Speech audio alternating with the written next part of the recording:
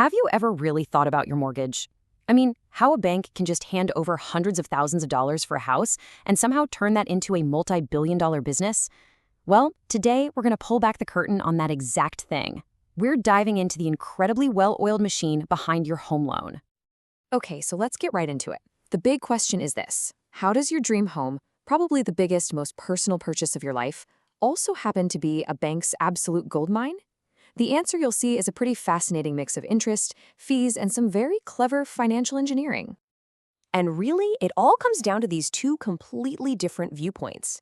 For you, that mortgage is, without a doubt, the biggest financial commitment you're probably ever going to make.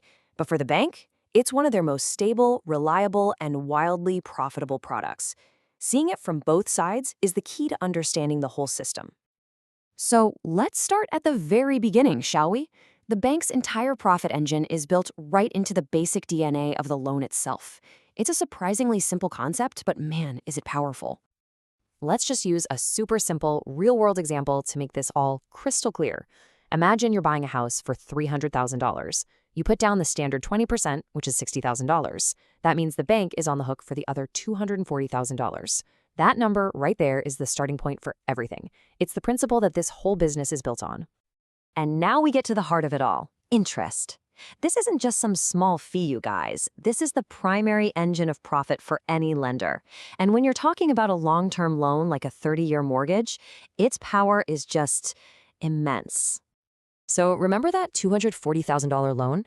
Well, over 30 years, assuming a 5% interest rate, this is what you actually pay back: a staggering $463,598. That's an extra $223,000 that goes almost entirely into the bank's pocket as gross profit. Now multiply that by millions and millions of homeowners, and you start to see the mind-boggling scale of this business. But here's the kicker. The money train doesn't stop with interest. Oh no, not even close. Banks are absolute masters at creating multiple streams of income from just one single mortgage.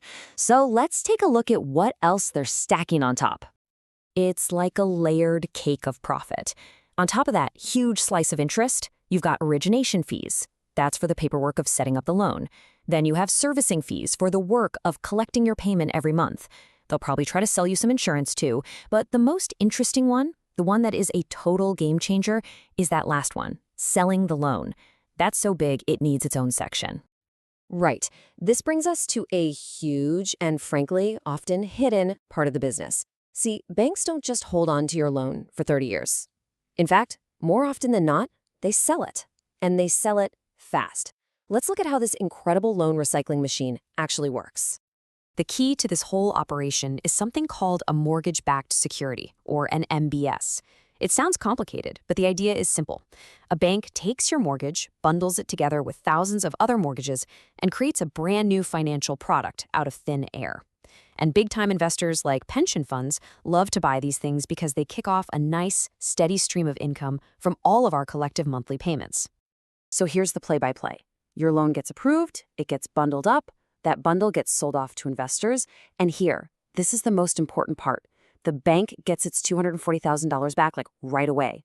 This frees up all their cash, which lets them turn around and lend that exact same money to the next homebuyer. It's a non-stop lending engine that just keeps the money flowing. Now, this system is incredibly profitable, obviously, but it's not foolproof. So what happens when the gears of this massive machine start to grind and squeal? Well, that's when you get the potential for a major crisis. This is the one question at the heart of all lending risk. What happens if someone loses their job and just can't make that monthly payment anymore? That's called a default, and you better believe the banks have a very powerful safety net built in to protect themselves. And that safety net is called collateral. In a mortgage, the collateral is the house itself. It's simple. If you stop paying, the bank can legally take ownership of your house and sell it to get their money back. This is what makes mortgage lending so much safer for banks than something like credit card debt. It's backed by a real asset. But what happens when that safety net fails on a massive global scale? We all saw the answer back in 2008. The financial crisis was basically triggered when way too many risky loans were bundled up and sold off. When millions of people defaulted all at once, the value of those mortgage-backed securities just evaporated, and the entire system froze.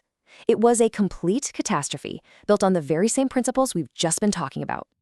Now, the ideas we've covered here for mortgages don't just exist in a housing bubble. They're actually the foundation for the entire business of lending. And it's a business that is changing fast thanks to technology. You know, this quote really boils down the entire business of banking to its absolute essence. It doesn't matter if it's a mortgage, a car loan, or a business loan. The goal is always the same. You borrow money or get deposits at a low rate, and you lend that same money out at a higher rate. That gap in the middle, that's the profit. Simple as that. And technology is putting this old model on steroids. You've got fintech companies and digital lenders using AI to make loan decisions in minutes, not weeks. The whole process is getting faster, easier, but the core principle, it's exactly the same. As long as people need to borrow money to buy things, there will be a business there to lend it for a price. So, this all brings it right back to you. Now that you've seen the incredible, complex system humming along behind a simple mortgage, it leaves us with one last big question. Knowing how the whole business works, does it change how you feel about that 30-year commitment? Would you rather just rent forever? Or are you willing to step into one of the most sophisticated money-making machines in the world?